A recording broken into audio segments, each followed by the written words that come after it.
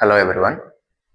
ఈరోజు మనం 10th class geography, social studies జియోగ్రఫీలో ఫస్ట్ చాప్టర్ అయినటువంటి రీసోర్సెస్ అండ్ డెవలప్మెంట్ చాప్టర్లో ఉన్న 1 మార్క్ క్వశ్చన్స్ని ఎక్స్ప్లెయిన్ చేసుకుందాం. 1 మార్క్ క్వశ్చన్స్ ఎందుకంటే as per the blueprint released by SCERT Andhra Pradesh ఈ చాప్టర్ యొక్క వెయిటేజ్ 2 మార్కులు, 2 మార్క్స్. ఈ 2 మార్క్స్ కూడా 1+1 అన్నమాట. అంటే 2 1 మార్క్ క్వశ్చన్స్ వస్తాయి. మ్యాప్ పాయింటింగ్ సంబంధించిన ఇవి కూడా వస్తాయి అనుకోండి, కానీ అవి మ్యాప్ని మనము చివరిలో చూద్దాం. మ్యాప్ అనేది జనరలైజ్డ్గా అన్నీ కలిపి ఒక చోట ఒక లిస్ట్ లాగా రాసుకొని మనము మ్యాప్ పాయింటింగ్ కూడా తెలుసుకుందాము. ప్రస్తుతానికి రీసోర్సెస్ అండ్ డెవలప్మెంట్ ఈ చాప్టర్లో ఉన్న 1 మార్క్ క్వశ్చన్స్ని ఎక్స్ప్లెయిన్ చేసుకుందాం. లైన్ టు లైన్ ప్రతి ఉన్న చాప్టర్ల బుక్లో, టెక్స్ట్ బుక్లో ఉన్న ప్రతి లైన్ని క్షుణ్ణంగా చదివి ఏవైతే మనకి ఎగ్జామ్కి అవసరమో, ఏవైతే ఎగ్జామ్లో అడిగే ఛాన్స్ ఉందో, 1 మార్క్ బిట్గా అడిగే ఛాన్స్ ఉందో వాటిని రాసి నోట్స్ ప్రిపేర్ చేయడం జరిగింది. ఈ నోట్స్లో ఉన్న క్వశ్చన్స్ని 1 మార్క్ క్వశ్చన్స్ని 1 by 1 ఇప్పుడు ఎక్స్ప్లెయిన్ చేసుకుందాం. మొదటగా చాప్టర్ టెక్స్ట్ బుక్లో మనం అబ్జర్వ్ చేస్తే, టెక్స్ట్ బుక్లో చాప్టర్ ఫస్ట్ పేజ్లో, అంటే పేజ్ నెంబర్ 6లో ఉన్న మీ దగ్గర ఉన్న టెక్స్ట్ బుక్లో రీసోర్స్ అనే దానికి డెఫినేషన్ ఉంది. దానికి క్వశ్చన్ ఎలా అడగవచ్చు అంటే 2 విధాలుగా అడగవచ్చు. వాట్ ఈజ్ ఏ రీసోర్స్ అని అడగవచ్చు, లేదంటే డిఫైన్ రీసోర్స్ అని అడగవచ్చు. అంటే రీసోర్స్ యొక్క డెఫినేషన్ రాయండి, లేదంటే రీసోర్స్ అంటే ఏమిటి అని అడగవచ్చు. అసలు రీసోర్స్ అంటే ఏంటో మొట్టమొదటిగా మనకు టెక్స్ట్ బుక్లోనే డెఫినేషన్ ఇచ్చాడు కాబట్టి అదే డెఫినేషన్ 2-3 లైన్లో ఉంది, దాన్ని చూద్దాం. చూడండి, రీసోర్స్ డెఫినేషన్ ఒకసారి అబ్జర్వ్ చేస్తే, everything available in our environment. మన ఎన్విరాన్మెంట్లో అవైలబుల్గా ఉండే ఏదైనా సరే రీసోర్సే, కాకపోతే కొన్ని కండిషన్స్ సాటిస్ఫై అవ్వాలి. Everything available in our environment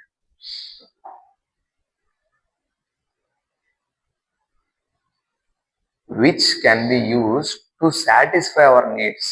మన నీడ్స్ సాటిస్ఫై అయ్యేలా ఉండాలి. అది రీసోర్స్ అని పిలవాలి అంటే దాన్ని మన నీడ్స్ సాటిస్ఫై అయ్యేలా ఉండాలి.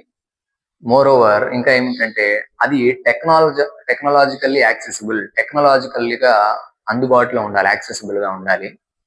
ఎకనామికల్లీ ఫీజిబుల్, తక్కువ ధరలో అంటే అందుబాటు అయిన ధరలో ఉండాలి ఎకనామికల్గా.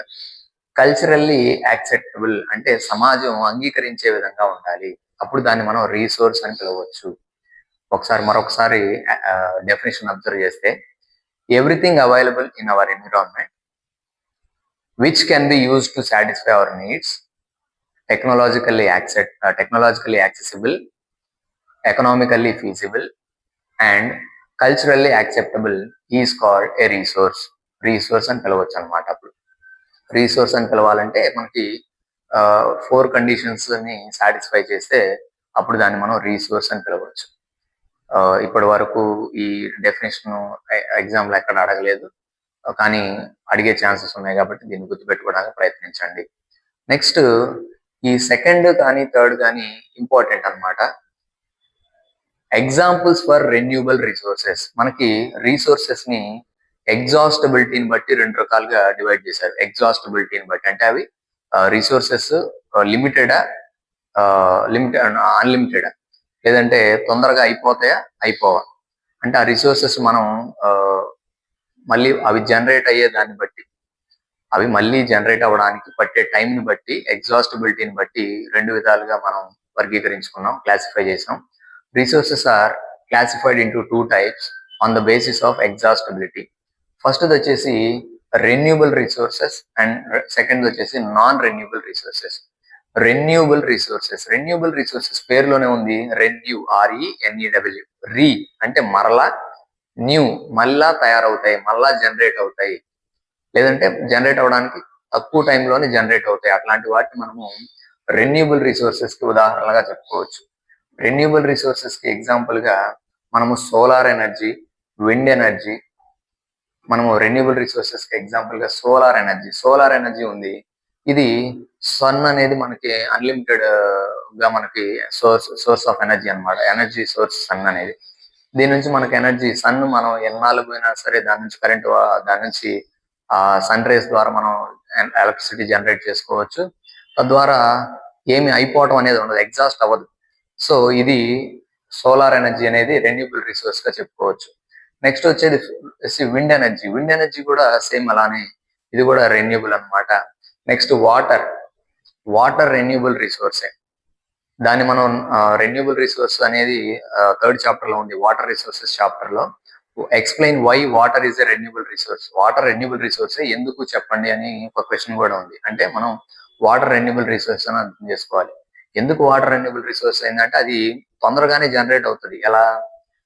సముద్రాల్లో ఉన్న వాటర్, ఓషన్స్ లో ఉన్న వాటర్ వేపర్ గా ఎవాపరేట్ అవుతుంది. ఎవాపరేట్ అయిన వాటర్ మళ్ళీ తిరిగి భూమి మీదకి కండెన్సేషన్ ఫామ్ లో, ప్రెసిపిటేషన్ ఫామ్ లో, కండెన్స్ అయ్యి ప్రెసిపిటేషన్ ఫామ్ లో మళ్ళీ భూమికి in the form of snow కానీ, in the form of ice కానీ, in the form of rainfall కానీ మళ్ళీ భూమికి చేరుతుంది అనమాట. ఇట్లా ఇది రీసైక్లింగ్ ప్రాసెస్ అనమాట. Evaporation, precipitation. పైకి ఎవాపరేట్ అవుతుంది, మళ్ళీ పైనుంచి కిందకి ప్రెసిపిటేషన్ ఫామ్ లో వస్తుంది. కాబట్టి వాటర్ అనేది మనం రెన్యూబుల్ రిసోర్స్ గా చెప్పుకోవచ్చు.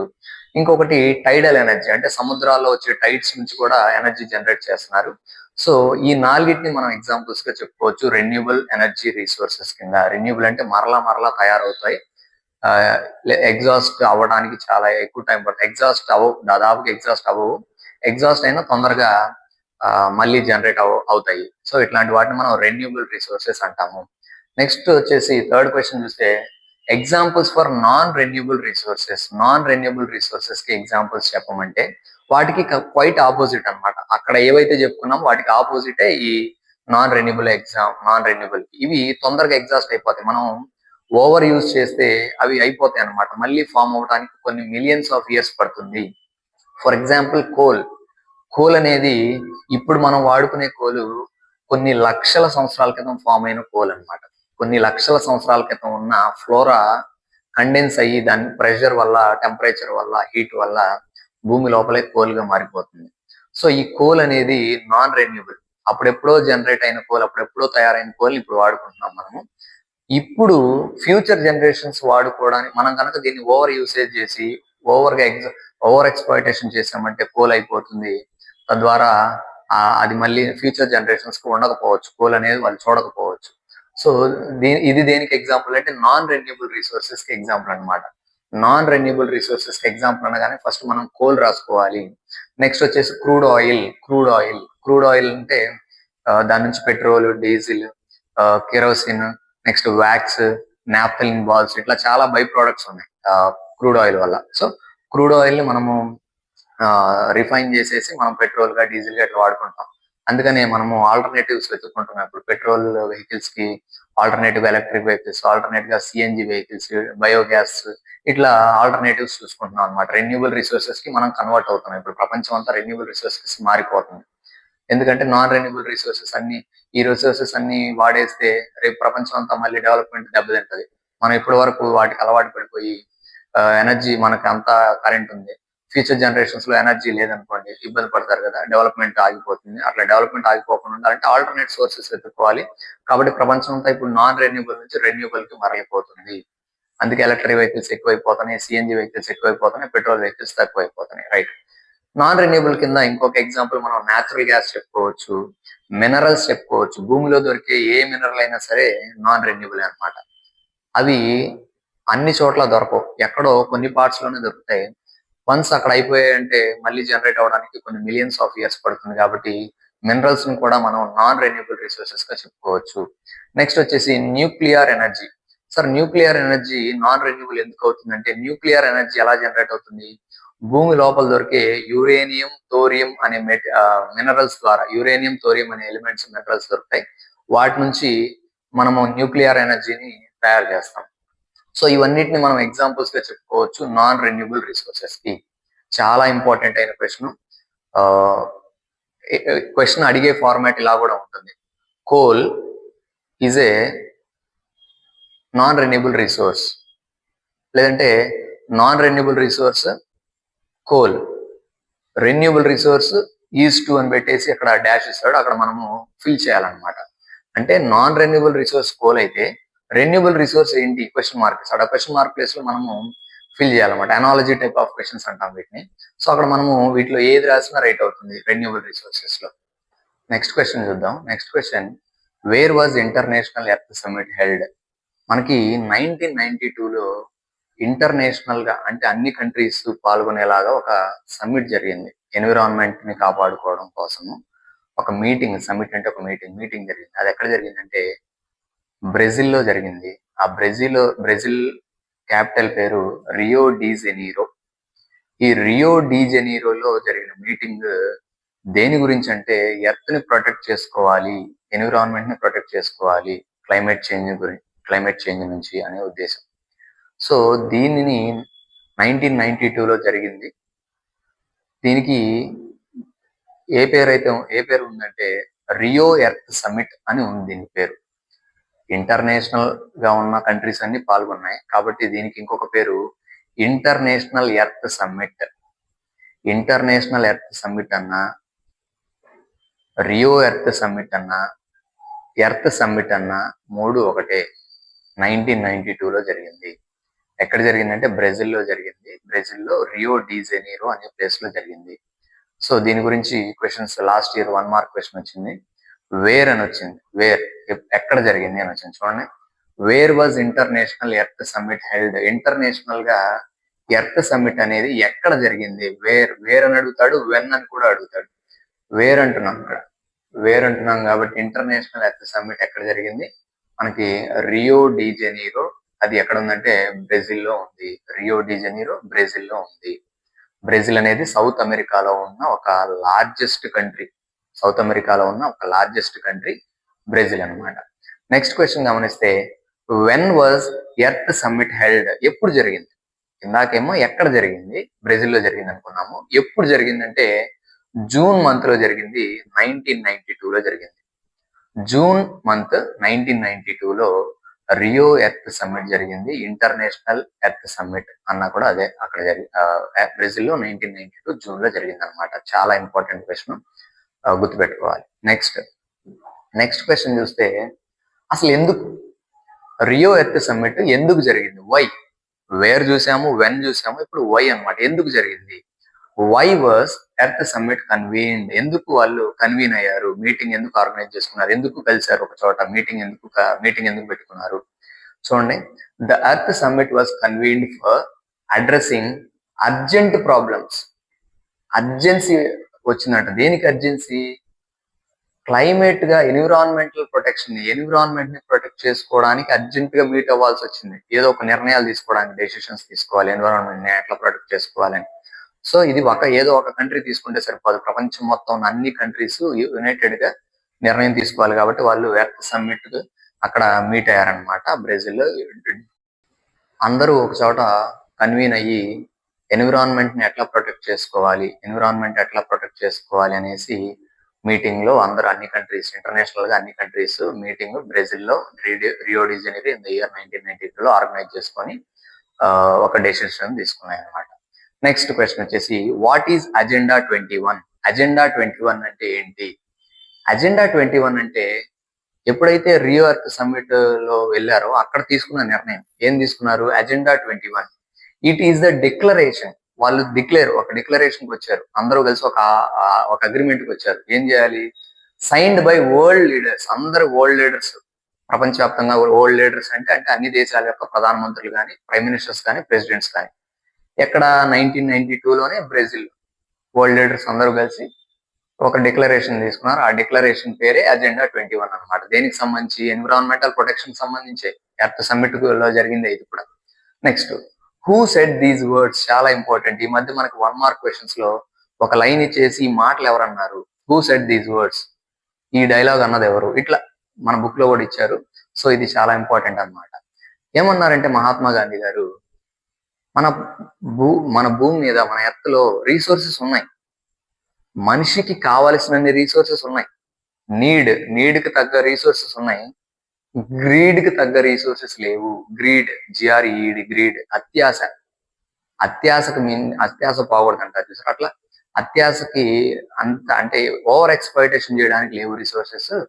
నార్మల్ గా జనరల్ గా డెవలప్మెంట్ అవడం కోసం ఉన్నాయి. నీడ్కి ఉన్నాయిలే కానీ గ్రీడ్ కి లేవు అని మహాత్మా గాంధీ అన్నారు రీసోర్సెస్ ని.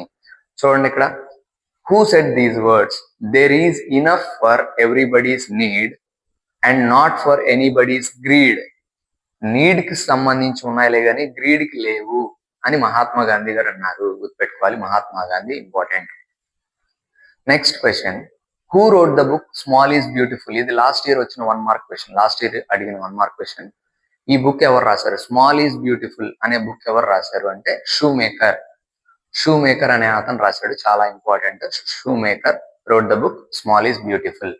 నెక్స్ట్ వచ్చేసి ఈ సస్టైనబుల్ డెవలప్మెంట్ అనే కాన్సెప్ట్ చాలా ఇంపార్టెంట్. సస్టైనబుల్ డెవలప్మెంట్ మొన్న SA1 లో కూడా అడిగారు సస్టైనబుల్ డెవలప్మెంట్ గురించి.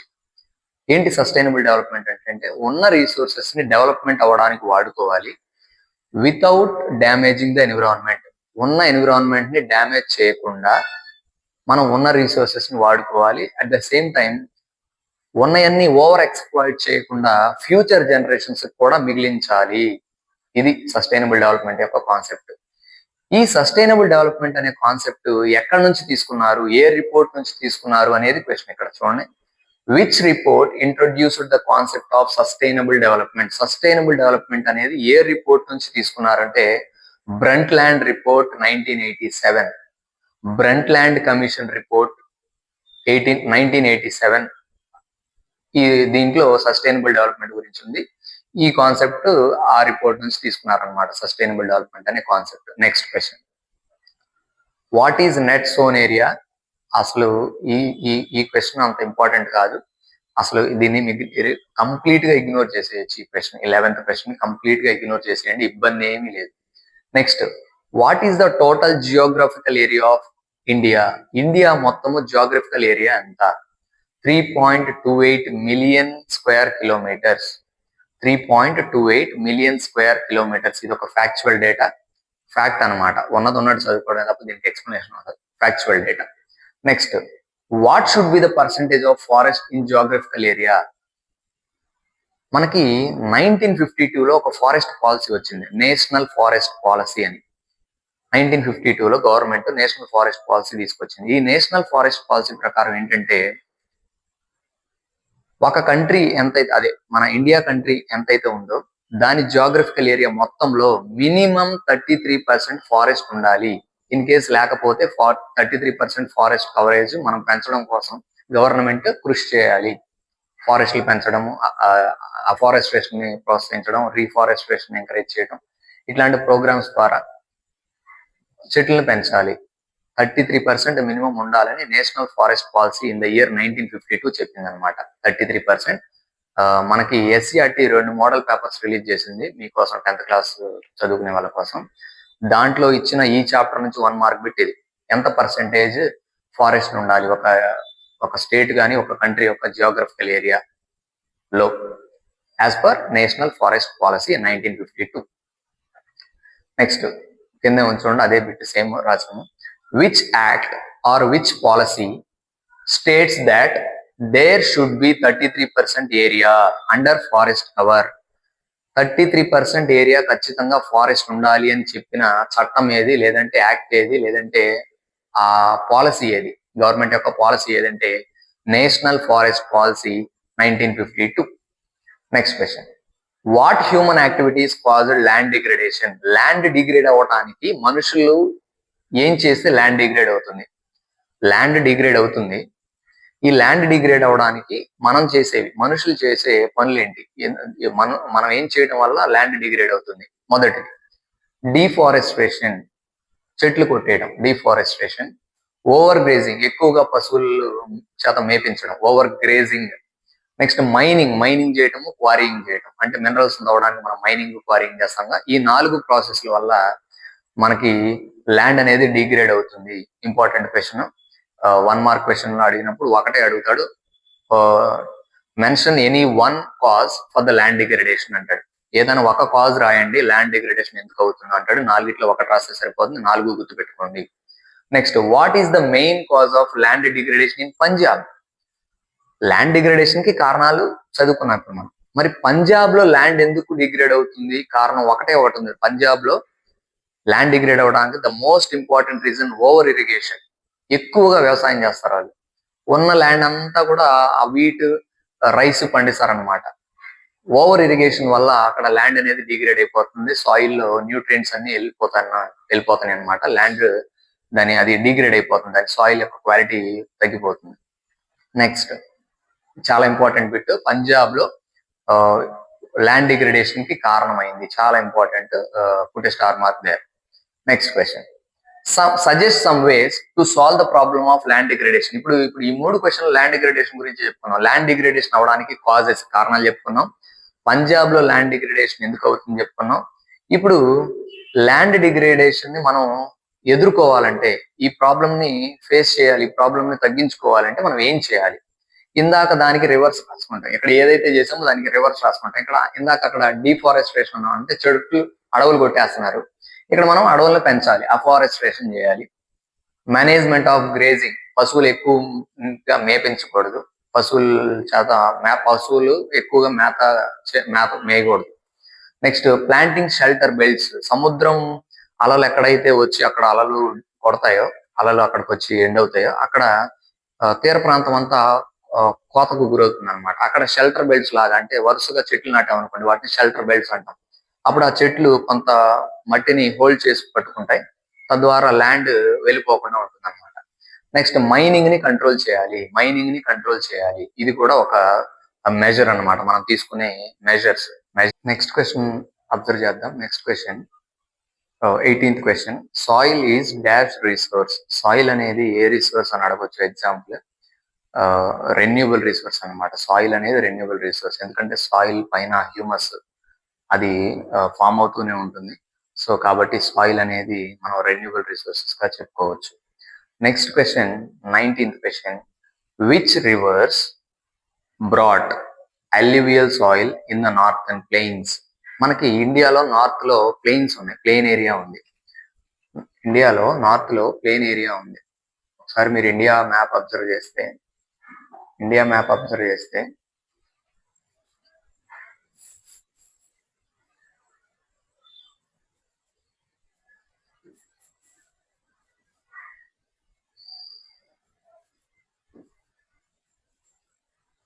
రఫ్ గా గీసాను. ఇండియా మ్యాప్ లోని మనం అబ్జర్వ్ చేస్తే నార్దర్న్ ప్లెయిన్స్ ఎక్కడ ఉంటాయంటే, ఇదిగోండి, దీన్ని మనం నార్దర్న్ ప్లెయిన్స్ అనాలి. ఈ ఏరియాని నార్దర్న్ ప్లెయిన్స్ అనాలి. అంటే ఇక్కడ ఏ స్టేట్స్ ఉంటాయి? ఉత్తరప్రదేశ్ ఉంటుంది, బీహార్ ఉంటుంది, సమ్ పార్ట్స్ ఆఫ్ ఇక్కడ వెస్ట్ బెంగాల్ ఉంటుంది, ఇక్కడ కొంచెం ఢిల్లీ, ఉత్తరాఖండ్, ఈ ఏరియా అన్నమాట. ఈ ఏరియాలో ప్లెయిన్స్ ఫామ్ అవడానికి కారణమైన రివర్స్ ఉన్నాయి. ఆ రివర్స్ ఏంటి అని అడుగుతున్నాడు.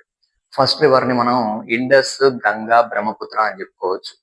ఇక్కడ ప్లెయిన్స్ ఫామ్ అవడానికి కారణము Indus river, Ganga river, Brahmaputra river.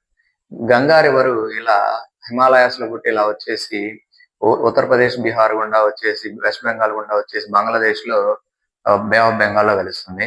Next Brahmaputra river ఇట్లా హిమాలయాల్లోనే పుట్టింది, హిమాలయాల్లోంచి ఇట్లా వెళ్ళేసి ఇక్కడ అరుణాచల్ ప్రదేశ్ లో నుంచి ఇండియాలోకి ఎంటర్ అయ్యి అస్సాంలో, అరుణాచల్ ప్రదేశ్ అస్సాంలో ఉండగా వచ్చి బంగ్లాదేశ్ లోకి ఎంటర్ అయ్యి అక్కడ మళ్ళీ గంగా రివర్ తో కలుస్తుంది. నెక్స్ట్ ఇండస్ రివర్ కూడా ఇక్కడే పుడుతుంది. ఇక్కడ నుంచి జమ్మూ కాశ్మీర్, లద్దాఖ్ లో గుండా ట్రావెల్ చేసి పాకిస్తాన్ లోకి ఎంటర్ అయ్యి పాకిస్తాన్ లో నుంచి ఇట్లా వచ్చి అరేబియన్ సీలో కలుస్తుంది. సో ఈ 3 రివర్స్ ఇక్కడ ఈ నార్త్ ఇండియా అంతా కూడా ప్లెయిన్స్ ఫామ్ చేసినాయి. అంటే అల్యూవియల్ సాయిల్ నుంచి, హిమాలయాల్లో ఉన్న అల్యూవియల్ సాయిల్ అంతా తీసుకొచ్చి ఈ 3 రివర్స్ అక్కడ వేయటం వల్ల అక్కడ అల్యూవియల్ సాయిల్ ఫామ్ అయింది. అదే అడుగుతున్నాడు చూడండి. Which reverse brought alluvial soil. Alluvial soil తీసుకొచ్చిన రివర్స్ ఏంటి? అంటే Indus river, Ganga river, Brahmaputra river. ఈ 3 రివర్స్ ని మనము పెరెన్నియల్ రివర్స్ అని కూడా అంటాం. అంటే 365 రోజులు ఈ రివర్స్ లో వాటర్ ఉంటాయి. ఎందుకంటే హిమాలయాస్ నుంచి వస్తున్నాయి కాబట్టి, హిమాలయాస్ నుంచి ఎప్పుడు వాటర్ వస్తూనే ఉంటాయి కాబట్టి వీటిని పెరెన్నియల్ రివర్స్ అని కూడా అంటాం. తెలుగులో జీవ నదులు అంటాం. నెక్స్ట్ క్వశ్చన్ చూస్తే important, what is Bangar? Bangar అంటే ఏంటంటే ఓల్డ్ అల్యూవియల్ సాయిల్ ని బంగర్ అంటాము, న్యూ అల్యూవియల్ సాయిల్ ని ఖాదర్ అంటాం. Old alluvial soil is called bangar, new alluvial soil is called khadar. గుర్తుపెట్టుకోవాలి, ఈ 2 కూడా ఇంపార్టెంట్ క్వశ్చన్స్.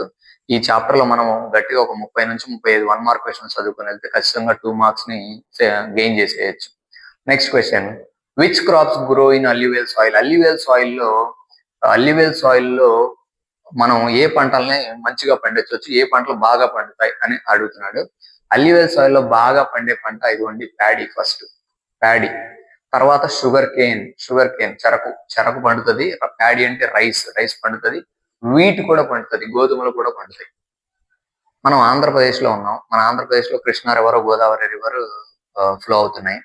ఈ కృష్ణా రివర్, గోదావరి రివర్ ఎక్కడైతే సముద్రంలో కలిసే ప్లేస్ ఉందో, ఆ కలిసే ముందు ఆ రివర్ తీసుకొచ్చిన మట్టి మొత్తాన్ని ఆ రివర్ కలిసే ముందు అక్కడ డిపాజిట్ చేసేసి ఓన్లీ వాటర్ మాత్రమే సముద్రంలో కలుస్తుంది. ఈ సాయిల్ అల్యూవియల్ సాయిల్. ఈ సాయిల్ లో ఎక్కువగా ఈ 3 పంటలు పండుతాయి అన్నమాట. ఎక్కువగా అందుకే మనం సముద్రానికి దగ్గరగా ఉన్న ఏరియాస్ లో డెల్టా ఏరియాస్ అంటాం. ఈ డెల్టా ఏరియాస్ లో మనం ఎక్కువగా రైస్ ని కల్టివేట్ చేస్తున్నాం. సో అల్యూవియల్ సాయిల్ లో ఎక్కువగా పండే పంటలు అంటే మనం rice or paddy, sugar cane, wheat అని చెప్పుకోవచ్చు. నెక్స్ట్ క్వశ్చన్ చూద్దాం. Next question, which soil is also called regur soil? Black soil కి ఇంకొక పేరు రెగూర్ సాయిల్. బ్లాక్ సాయిల్ కి ఇంకొక పేరు black cotton soil. Black soil కి ఇంకొక పేరు రెగూర్ సాయిల్, ఇంకొక పేరు black cotton soil. Black cotton soil అని ఎందుకు అంటున్నాం అంటే బ్లాక్ సాయిల్ లో ఎక్కువగా పండే పంట కాటన్. కాబట్టి బ్లాక్ సాయిల్ ని బ్లాక్ కాటన్ సాయిల్ అని కూడా పిలుచుకోవచ్చు. రెగూర్ సాయిల్ అని కూడా పిలుచుకోవచ్చు. Next, why black soil is known as black cotton soil? ఇప్పుడే అనుకున్నాం బ్లాక్ సాయిల్ ని బ్లాక్ కాటన్ సాయిల్ అని ఎందుకు పిలుస్తున్నారంటే అక్కడ కాటన్ ఎక్కువగా కల్టివేట్ చేస్తారు. కాటన్ యొక్క దిగుబడి ఎక్కువగా ఉంటుంది. బ్లాక్ సాయిల్ లో కాటన్ ఎక్కువగా పడుతుంది, కల్టివేషన్ బాగుంటుంది. కాబట్టి black soil is ideal for the growing cotton. Black soil is ideal for growing cotton. That's why black soil is also called black cotton soil. Next question. In which plateau we find black soil? ఇండియాలో major గా మనకు 2 plateaus ఉన్నాయి. ఒకటి Deccan plateau, రెండోది చోటా Nagpur plateau. Deccan plateau అంతా కూడా triangle shape లో ఉంటుంది. ఇక్కడ ఎక్కువగా బ్లాక్ సాయిల్ ఉంటుంది కాబట్టి కాటన్ ఎక్కువగా పడుతుంది. అందుకే మహారాష్ట్రలో కాటన్ ఎక్కువగా పండిస్తారు. గుజరాత్, మహారాష్ట్ర ఈ ఏరియాలో, ఎందుకంటే అక్కడ బ్లాక్ సాయిల్ ఎక్కువగా ఉంటుంది. సో ఈ in which plateau cotton is extensively cultivated? Cotton ఎక్కువగా ఎక్కడ కల్టివేట్ చేస్తారంటే బ్లాక్ సాయిల్ లో. ఆ బ్లాక్ సాయిల్ దక్కన్ ప్లాట్యూలో ఉంటుంది కాబట్టి దక్కన్ ప్లాట్యూలో కల్టివేట్ చేస్తారు. దక్కన్ ప్లాట్యూని మనకు మ్యాప్ పరంగా కూడా చాలా ఇంపార్టెంట్. దక్కన్ ప్లాట్యూని చూపించమంటే, దక్కన్ ప్లాట్యూని మన మ్యాప్ లో మార్క్ చేయమంటే చూడండి ఎలా మార్క్ చేయాలో. సపోజ్ దీన్ని మనం ఇండియా అనుకుంటే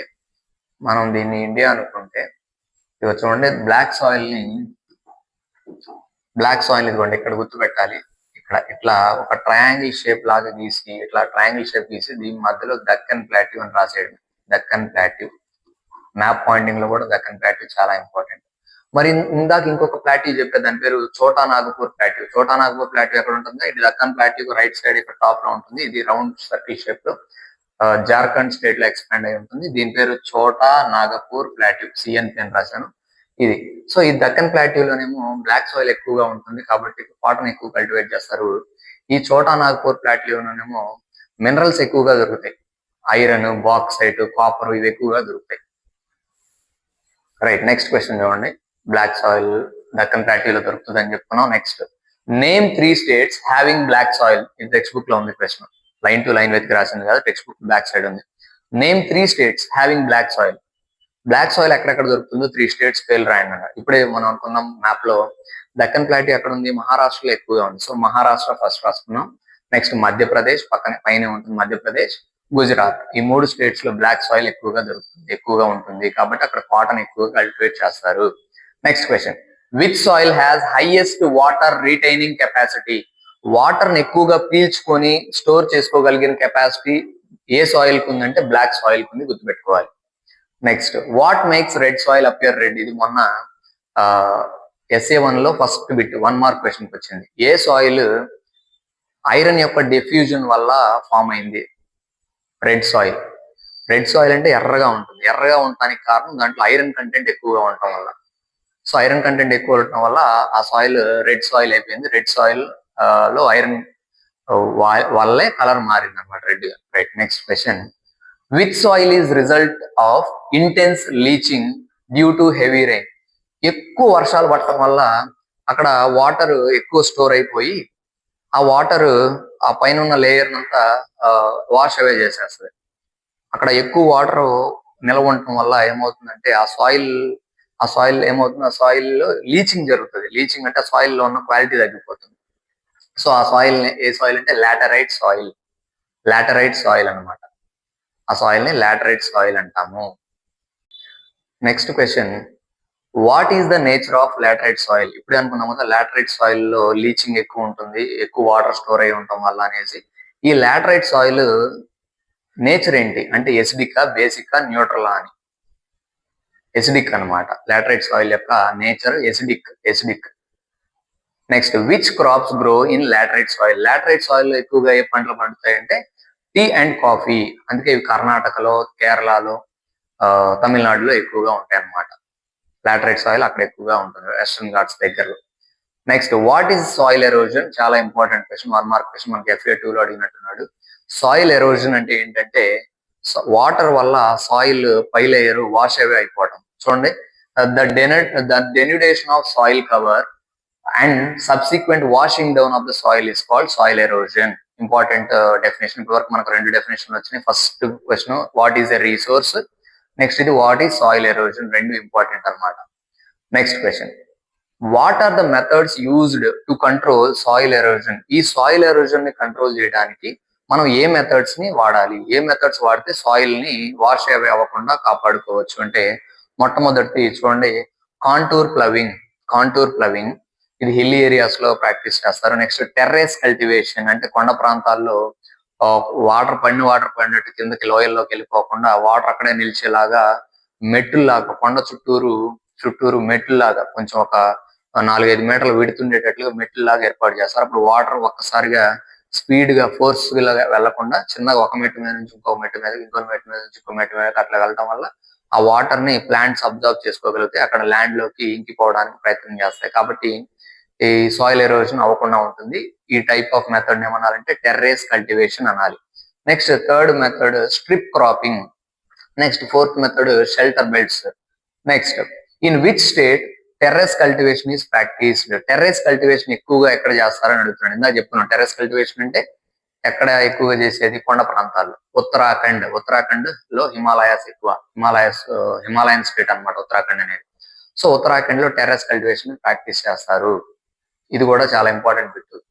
next, in which state black soil is predominantly found? Black soil ఎక్కువగా ఏ స్టేట్ లో దొరుకుతుంది? మహారాష్ట్రలో దొరుకుతుంది బ్లాక్ సాయిల్ ఎక్కువగా. డెక్కన్ ప్లాట్యూ ఉంది కాబట్టి డెక్కన్ ప్లాట్యూలో మహారాష్ట్ర ఉంది. మహారాష్ట్రలో బ్లాక్ సాయిల్ ఎక్కువ. Next, textual questions. Text book లో మనకి 3 క్వశ్చన్స్ ఇచ్చాడు, బ్యాక్ సైడ్. ఇవి కొంచెం పెద్ద క్వశ్చన్స్ అన్నమాట. కానీ మనకి చాప్టర్ వెయిటేజ్ 1 మార్కే. 2 మార్క్ 4 మార్క్ లెవెల్లో ఉన్నాయి ఈ క్వశ్చన్స్. అంటే ఎక్కువ సెంటెన్సెస్, ఎక్కువ లెంత్ ఎక్కువ ఉంది క్వశ్చన్ ఆన్సర్ లో. కాబట్టి ఇవి అడిగే ఛాన్సెస్ చాలా తక్కువ. కానీ ఒకసారి చూద్దాం, టెక్స్ట్ బుక్ వెనకాల ఉన్నాయి కాబట్టి ఒకసారి అబ్జర్వ్ చేద్దాం. Name 3 states having black soil and the crop which is mainly grown in. ఇది ఇండైరెక్ట్ గా మనం 1 మార్క్ క్వశ్చన్స్ లో చెప్పుకున్నాం. ఇది ఇండైరెక్ట్ గా మనము 1 మార్క్ క్వశ్చన్స్ లో చెప్పేసుకున్నాం already. Name 3 states having black soil. Black soil ఎక్కడ దొరుకుతుందో చెప్పండి, ఏ స్టేట్స్ లో దొరుకుతుందో చెప్పండి, ఆ బ్లాక్ సాయిల్ లో ఏ పంట పండుతుందో చెప్పండి తెలుగులో. అది చూడండి, black soil is found in Maharashtra, Madhya Pradesh and Gujarat. Cotton is grown mainly in the soil. Black soil ఫలానా 3 మహారాష్ట్ర, మధ్యప్రదేశ్, గుజరాత్ లో దొరుకుతుంది, అదే ఎక్కువగా ఉంటుంది. ఇక్కడ కాటన్ అని ఎక్కువగా కల్టివేట్ చేస్తారు. Next question, what type of soil is found in the river deltas of the eastern Coast? Give 3 main features of this type of soil. Question అర్థం చేసుకోవడం రావాలి ఇక్కడ.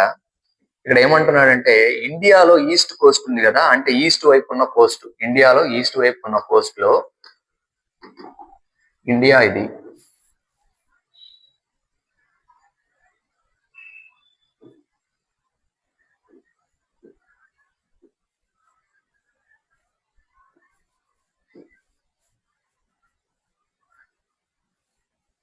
ఇండియాలో ఈస్ట్ కోస్ట్ అన్నాడు. అంటే ఈస్ట్ కోస్ట్ అంటే ఇది ఈస్ట్ వైపు ఉన్న సముద్ర తీరం. ఈస్ట్ కోస్ట్ లో ఏ సాయిల్ ఎక్కువగా ఉంటుంది? డెల్టాస్ లో, రివర్ డెల్టాస్ లో, అంటే రివర్ ఎక్కడైతే సముద్రంలో కలుస్తుందో ఆ ప్రాంతంలో ఏ సాయిల్ దొరుకుతుంది అన్నాడు.